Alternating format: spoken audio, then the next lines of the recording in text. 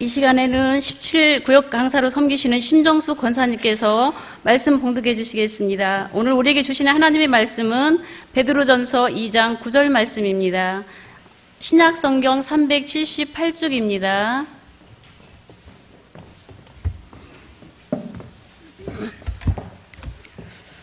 하나님 말씀을 받들어 읽겠습니다.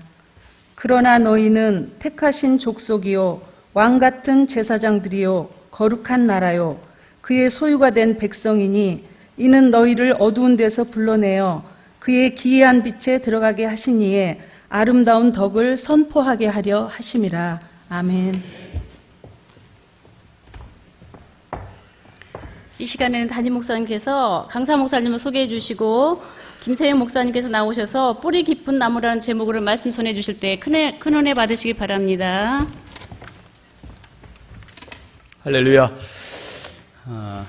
오늘 저녁엔 우리 3, 4 지역장 강사, 구역장 헌신 예배인데 특별히 강사를 호주에서 모셔왔습니다. 호주에서. 김세영 목사님은 사실은 저하고는 아주 절친이에요. 신학교 다닐 때 같이 공부하고 같이 자취하고 오락도 같이 하고 공부도 같이 하고 기도도 같이 하고 서로 마음 맞으면 또 한동안 안 봤다가 안 보면 또 보고 싶고, 그런데 공교롭게도 한 번도 같이 설교를 들어본 적이 없어요. 그래서 이번에 한국 들어온다길래 친구 설교 한번 좀 들어보자 해가지고 제가 이번에 초청을 했습니다. 저도 처음입니다. 호주는 뭐 아시는 분은 아시지만은 동쪽으로는 시드니가 제일 유명하잖아요. 그리고 서쪽으로는 퍼스, 이 퍼스 지역이 제일 유명해요. 저도 제일 큰 도시고, 저도 몇 년 전에 이제 한번 퍼스를 갔다 왔습니다. 그런데 참 어려운 지역에서 우리 한인들 목회 개척해서 지금 열심히 목회하고 있습니다. 오늘 말씀을 통해서 은혜 받으시고 많은 격려, 헌신, 다짐하는 시간 될 수 있길 바랍니다. 우리 박수로 모시겠습니다.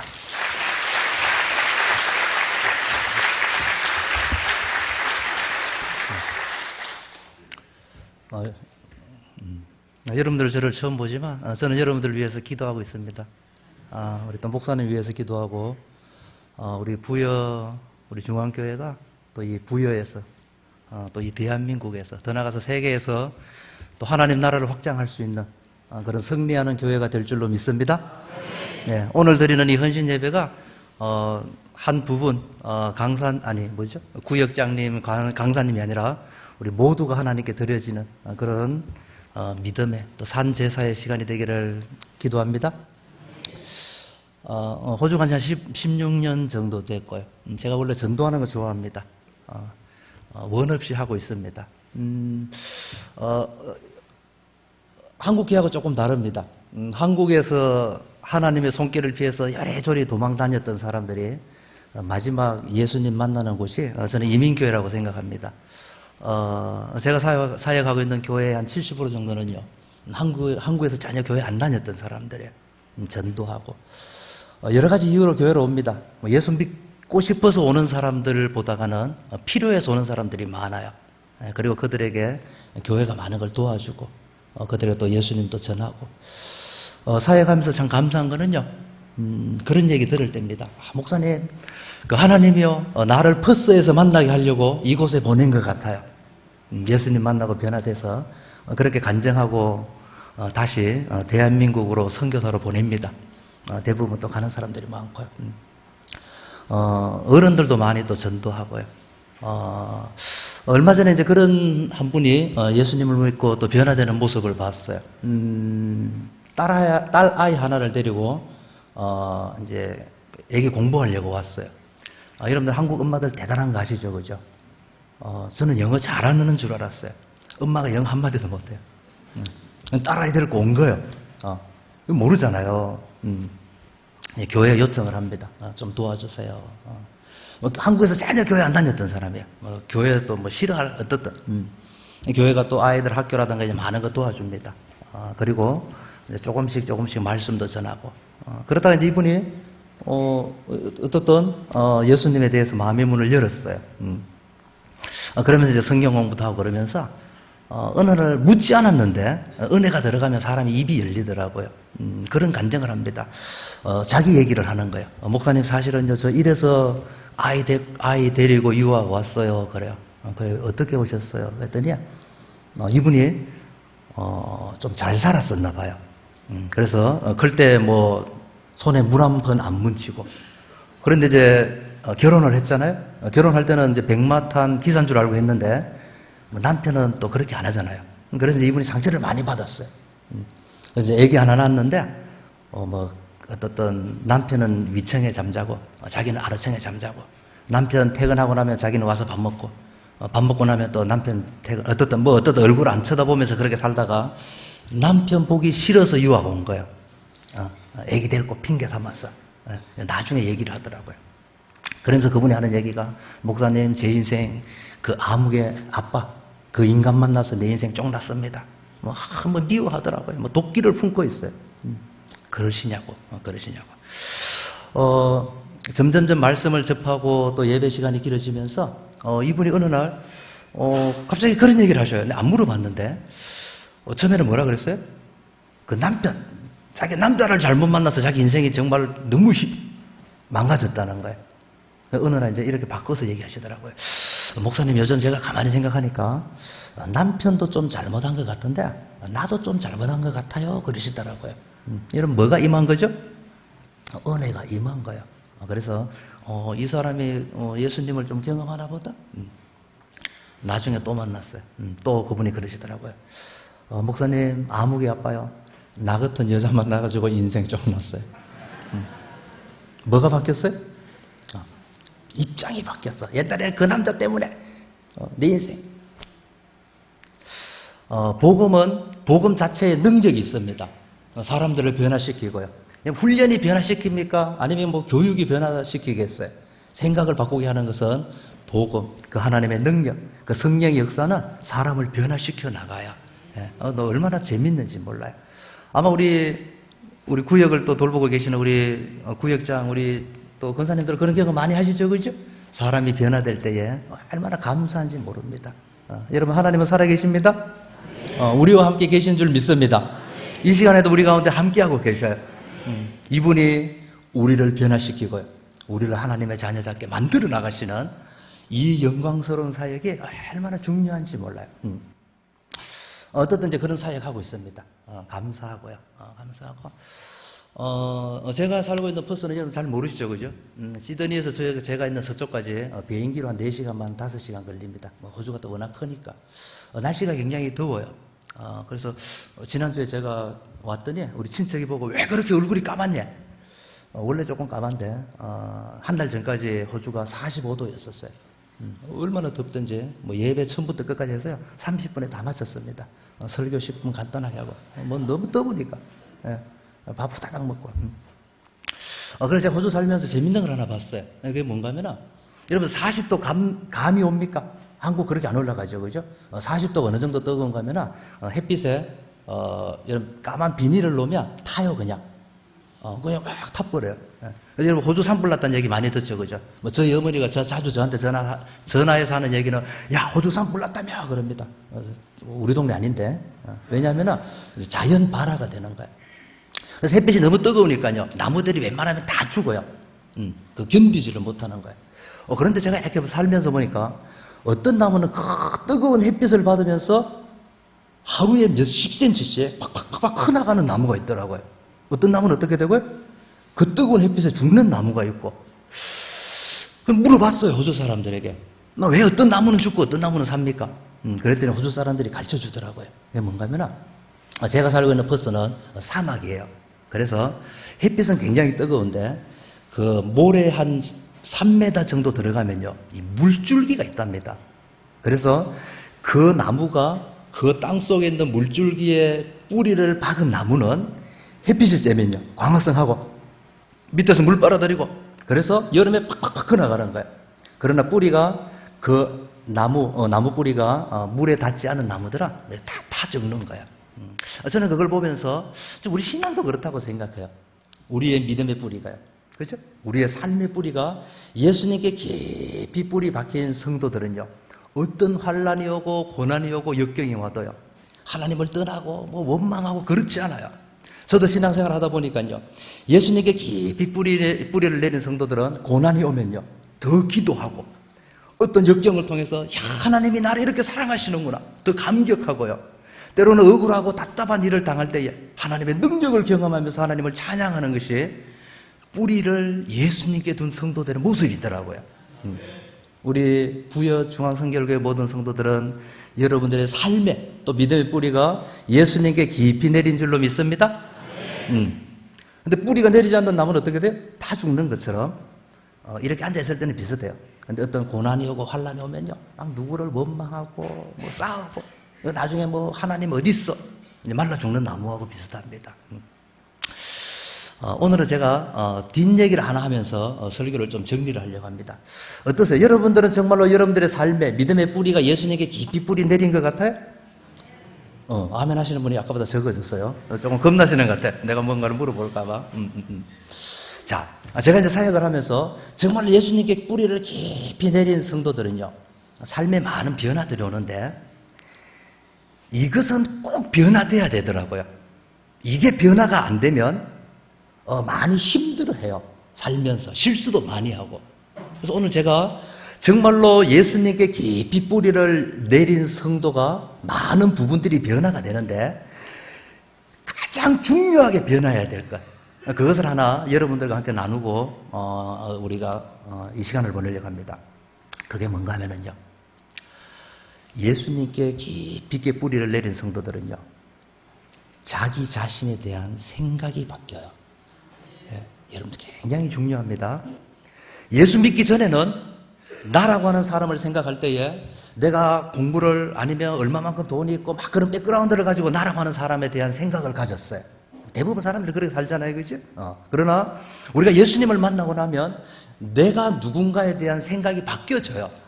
그것은 세상적인 기준이 아니라 하나님이 나를 얼마나 사랑하는지, 하나님이 나를 얼마나 존귀히 여기는지 그게 깨달아지면요, 행복해지기 시작하는 거예요. 네. 저는 이렇게 비유를 듭니다. 똑같이 지저분한 옷을 입은 사람이 있어요. 한 사람은 거지고요, 한 사람은 암행의사예요. 자, 거지가 한 끼 저녁을 못 먹으면, 야, 나는 내 팔자는 왜 이럴까? 내가 부모 잘못 만나서 막 원망할 거예요, 그죠? 자, 그런 암행의사는 한 끼 못 먹었다고 해서 뭐 내 팔자 뭐 그런 얘기 해야 하네요. 그렇게 생각하지 않죠, 그죠? 왜? 자기가 암행의사잖아요. 특별한 사람이잖아요. 겉모습은 초라하고 아무것도 아닌 것 같지만 특별한 사람이라는 것을 알기 때문에 뭐 한 끼 밥을 못 먹는다고 해서, 아니면 누가 자기를 놀린다고 해서 그래 오늘 너 죽고 나 죽자 그렇게 하지 않거든요, 그죠? 거지는 어떻게 해요? 거지는 거진 거예요. 예. 그래서 이해가 됩니까? 자, 겉모양은 비슷하지만 내가 내 자신을 어떻게 이해하느냐에 따라서 그 사람의 삶의 모습은 전혀 다르게 나타나는 거예요. 여러분, 행복은요, 환경에 있는 거 아니에요. 하나님 안에서요, 내가 어떤 존재인지 발견되어지면요, 그때부터 행복해지기 시작하는 거예요. 돈 좀 없으면 어떻습니까? 어차피 그 죽을 때 갖고 가는 거 아니고, 뭐 그 담대한 마음이 생기는 거예요. 남편이 막 못 사게 굴면요, 저 죽일 놈 살릴 놈 그러는 것이 아니라, 그래 저 인간도 하나님 못 만나서 그렇지, 마음에 여유가 생기는 거예요. 그죠? 누군가가 나를 화나게 만들어도요, 그래 오늘 제삿날이자 그러는 것이 아니라, 그래 사람이 또 살다 보면 저런 사람도 만나지, 뭐 그러면서 마음의 여유가 생기는 것은 어디서부터 생기는 거예요? 내가 하나님의 존귀한 자녀라는 것이 깨달아질 때에 이 생각이 바뀌어야 되는 거예요. 자, 오늘 우리가 베드로서를 읽었어요. 베드로는 예수님 만났어요, 안 만났어요? 당연히 만났잖아요. 자, 베드로가 예수님을 만나고 구원받은 성도들이 얼마나 귀한 것을 좀 설명하고 싶은 거예요. 그래서 오늘 베드로가 우리들에게 이렇게 얘기합니다. 여러분들은 왕 같은 사람입니다. 지금은 투표해서 왕이 되지만요, 옛날에는 뭐 투표합니까? 아니잖아요, 그죠? 똑똑해서 왕이 돼? 아니잖아요. 가문이어야 되잖아요. 아무나 될 수 없는 거예요. 자, 또 한 사람을 얘기하죠? 제사장을 얘기합니다. 제사장은 특별한 사람 아닙니까? 아무나 할 수 없잖아요. 하고 싶어 하는 것 아니잖아요. 하나님께서 임명을 주셔야지 할 수 있는 사람이잖아요. 그래서 오늘 읽었는 베드로서에서 우리들에게 이렇게 얘기합니다. 여러분들은요, 왕 같은 제사장들입니다. 제가 볼 때 베드로가 학식이 짧아서 그런지는 모르겠지만 더 이상 표현이 없는 것 같아요. 한마디로 얘기하면 뭐예요? 여러분들은 특별한 사람들입니다. 그걸 설명하고 있는 거예요. 믿음은요, 믿음이 자란다는 말을 여러 가지로 표현할 수 있습니다. 그 가운데 하나가, 내가 예수님을 처음 믿었을 때는요, 그래, 나는 별 볼 일 없고, 나는 세상적으로, 난 아무것도 아니라고 생각했어요.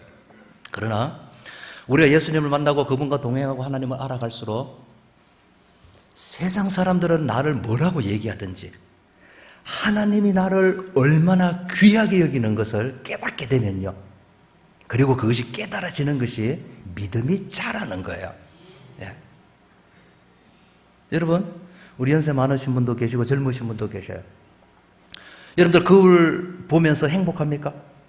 하나님께서 어떻게 하다가 이렇게 멋진 작품을 만드셨을까? 여기 난 주름살도 이렇게 멋있는 것 같아. 여러분들이 거울을 보면서 하나님께서 나를 만들기 위해서 얼마나 고민하셨을까? 그런 감탄사가 나오면 여러분들 제대로 믿고 있는 거예요. 하나님께서 실수하신 것 같아. 얼떨결에 어떻든 그건 아니죠. 여러분, 여러분들 한 영혼은 세상 사람이, 때로는 여러분들 자신을 어떻게 생각하는 것과 상관없이 하나님께서는 존귀 여기시고요, 하나님의 모든 기쁨이 여러분들에게 있고요, 하나님의 모든 소원이 여러분들에게 있고요, 여러분들 한 영혼을 보시고, 또 특별히 이렇게 저녁에 나와서 예배하고 또 하나님을 섬기는 또 우리 모든 직분자들, 하나님께서 얼마나 이뻐하시는지 몰라요. 감격하셔요. 믿으십니까? 우리 신 목사님도 목회하는 게 행복하지만요, 저도 행복해요. 그렇다 해서 목회가 쉬워서 행복한 게 아니에요. 하나님께서 그 존귀하게 여기는 영혼을 섬기는 그 자체가 감사한 거예요. 어떤 사람은 속상하게 하는 사람들도 있어요. 또 그러면 어때요? 살다 보면 또 그런 사람도 만나지. 믿음은요, 내가 누군가에 대한 생각이 바뀌어지는 겁니다. 세상 기준이 아니라 누구 기준으로요? 하나님 기준으로. 여러분, 우리가 창세기부터 요한계시록을 보면요, 하나님께서 항상 같은 말을 하잖아요. 내가 너를 오른손으로 붙들어 줄게. 내 손바닥에 새겼어. 내가 눈동 같은 어떻든. 여러분, 신약부터 계시록까지 계속해서 나오는 메시지는 뭐예요? 하나님 우리를 얼마나 존귀 여기는지, 얼마나 사랑하는지 계속 얘기해도요, 이스라엘 사람들은 그걸 깨닫지 못하는 거예요. 자기를 향한 하나님의 사랑이 못 깨달아지니까 죄를 짓는 거예요. 그래, 죄를 짓는 거예요. 또 죄를 짓는 이유 가운데 하나는 사단의 유혹도 있더라고요. 저는 어느 날 성경을 보고 큐티를 하다가 깜짝 놀랐어요. 뭘 놀랐냐 하면은, 친구 교회에서 설교하니까 더 힘들어요. 아이, 긴장이 되네. 짧게 할게.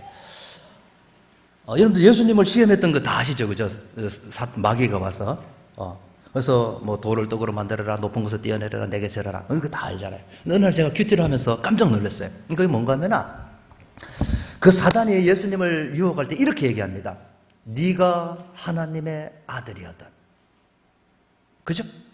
성경책 맞죠? 뭐 현대인의 성경 조금 바뀌었겠지만 어떻든요. 네가 하나님의 아들이면 이 돌을 떡으로 만들어라. 그죠? 두 번째도 이렇게 얘기합니다. 네가 하나님의 아들이었는. 무슨 얘기예요? 네가 정말 하나님의 아들이니? 네가 정말 하나님의 아들이면 높은 곳에서 뛰어내려라. 그러면 천사가 네 발을 받쳐줄 거야. 제가 어느 날 아침에 큐티하면서 깜짝 놀랐어요. 이게 뭔가 하면은요, 사단은 지금도 우리를 유혹하는 거예요. 그죠? 어떻게 유혹하는가 하면 이렇게 유혹합니다. 네가 하나님의 존귀한 자녀야, 네가 구원받은 자녀야, 네가 교회에서 이런 직분이 있어. 그러면 네가 이런 기적을 나타내야 되고, 네가 때로는 축복도 받아야 되고, 네 자녀가 다 잘 돼야 되고, 세상 사람들에게 마치 돌을 떡으로 만드는 것처럼, 때로는 높은 곳에서 뛰어내려서 천사가 받쳐주는 기적을 나타내는 것처럼 뭔가를 보여보라는 거예요. 네가 뭐라면? 하나님의 자녀라면. 여러분들, 많은 성도들이 얼마나 많이 쏟고 있습니까? 때로는 내가 세상 사람들보다도 가난하기 때문에, 때로는 내 자녀가 남들보다, 세상 사람들보다도 못되기 때문에, 그래, 나는 하나님께 버림받은 것 같고, 누구는 아프지도 않은데 절에 다니는 사람은 신경통도 없는데 왜 나는 교회 다니는데 이렇게 신경통도 아픈 데도 많은 거야? 그래, 하나님이 나를 미워하는 것 같아. 여러분들, 그 사단이 우리를 속이는 거야. 사단은요, 어떤 증거를 가지고 돌을 떡으로 만들듯이 때로는 높은 곳에서 뛰어내리는 것처럼 뭔가를 보여줘야지 그게 하나님이 나를 사랑하는 증거라고 착각하게 만드는 거예요.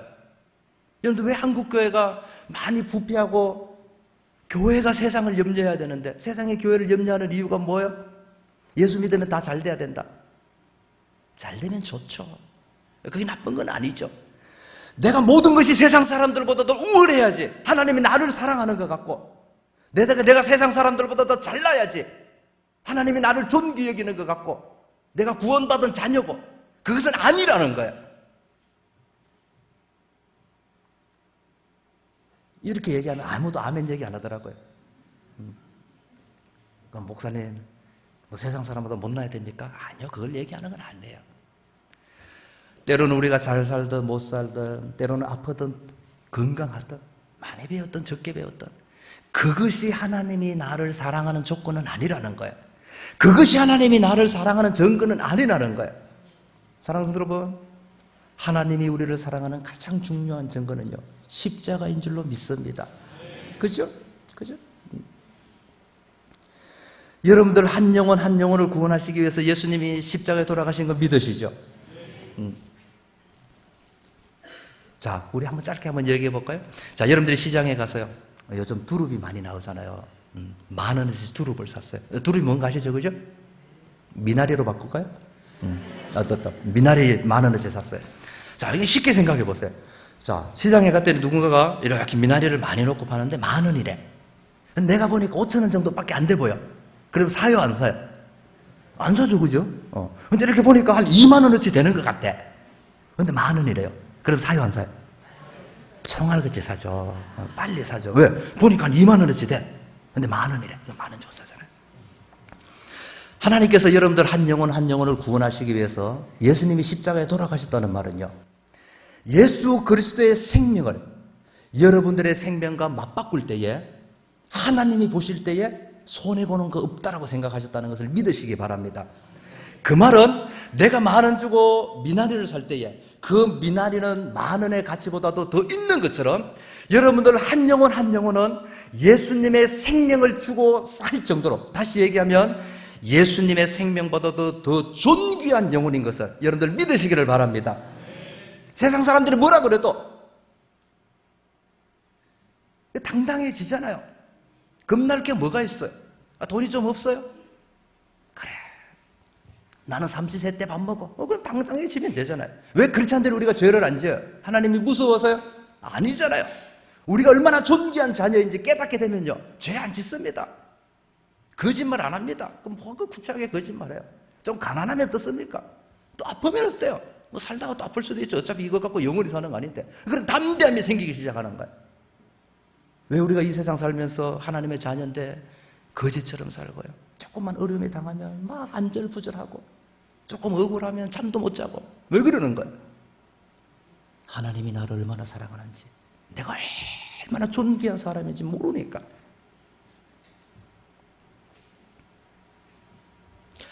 저는 여러분들 잘 아는 그 성경 구절 있잖아요. 한 나그네가 길을 가다가 밭에 감춰진 보화를 발견했어요. 그래서 어떡하죠? 자기 재산 다 팔아서 그 보화를 사잖아요. 그리고 예수님께서 그 얘기를 하시면서 마지막에 이렇게 얘기하셔요. 그 나그네가 자기 집, 자기 재산 다 팔아서 어떻든 그 땅을 사고 즐거워했다라는 표현을 쓰셔요. 저는 그 예수님 메시지를 읽으면서요, 참 감사했어요. 저는 그 밭에 감춰진 보화가 우리라고 생각합니다. 예수님께서, 아니요. 그 나그네가요, 그 땅을 사고 나서, 아이고, 아깝다. 내 집 괜히 팔았다. 그렇게 얘기하지 않았어요. 그죠? 이거 괜히 산 것 같아. 그렇게 생각도 하지 않았어요. 자기 집 다 팔고 나서 너무너무 좋아했던 거야. 여러분이 예수 그리스도의 복음을 깨닫고 이렇게 하나님 앞에 나와서 기도하고 예배하고 하나님께서 얼마나 기뻐하시는 줄 모릅니다. 마치 그 나그네가 자기의 모든 것을 팔아서 아까워하는 것이 아니라 그 밭을 산 것 때문에 기뻐하고 즐거웠다는 것처럼 하나님께서 여러분들 한 영혼 한 영혼을 보시고요, 얼마나 감격하시는지 몰라요. 예배 드릴 뿐만 아니라 또 이렇게 구역을 섬기고 성도들을 섬기고 교회를 섬기는 것, 이게 얼마나 귀한 일인지 몰라요. 여러분, 하나님께서 저와 우리를 사랑하신 줄 믿으시기 바랍니다. 세상에 그 어떤 일들이 생겨도요, 기죽지 말고요. 왜요? 우리 아버지가 하나님인데 뭘 기죽을 게 뭐 있어요? 비굴해지지 말고요. 돈에 연연할 필요 뭐 있어요? 하나님 주시잖아요. 하나님의 자녀처럼 당당하게 사시기를 바랍니다. 환난 가운데서 하나님을 고백하고요. 그죠? 역경 가운데서 하나님을 고백하고요. 네, 내가 하나님의 아들입니다. 내가 하나님의 자녀입니다. 나는 왕같은 제사장입니다. 그 고백이 우리 부여중앙선교회 모든 성도들의 삶들 가운데 메아리 치기를 기도합니다. 우리 찬양 한번. 하나님, 이 세상 사는 거 얼마나 힘드는지 모릅니다. 때로는 외롭고요. 때로는 하나님 멀리 있는 것 같고요. 그래서 때로는 우리가 주저앉아 울 때도 많지만 이 시간 베드로가 우리들에게 말씀하시는 메시지를 기억합니다. 너희들은 왕같은 제사장이야. 왕같은 제사장이야. 우리가 하나님의 어떠한 존재인지, 하나님이 우리를 얼마나 존귀 여기는지 다시 한 번 더 이 시간 말씀으로 생각해 하시고, 때로는 우리가 이 세상에서 어떤 일, 어떤 사람을 만나더라도 비굴해지지 아니하고 당당하게 하나님의 자녀처럼 하나님을 고백하고 또 하나님을 선포하고 하나님의 자녀인 것을 자랑스럽게 여길 수 있는 우리 믿음의 식구들 되게 하여 주시옵소서. 예수님 이름으로 기도합니다. 아멘.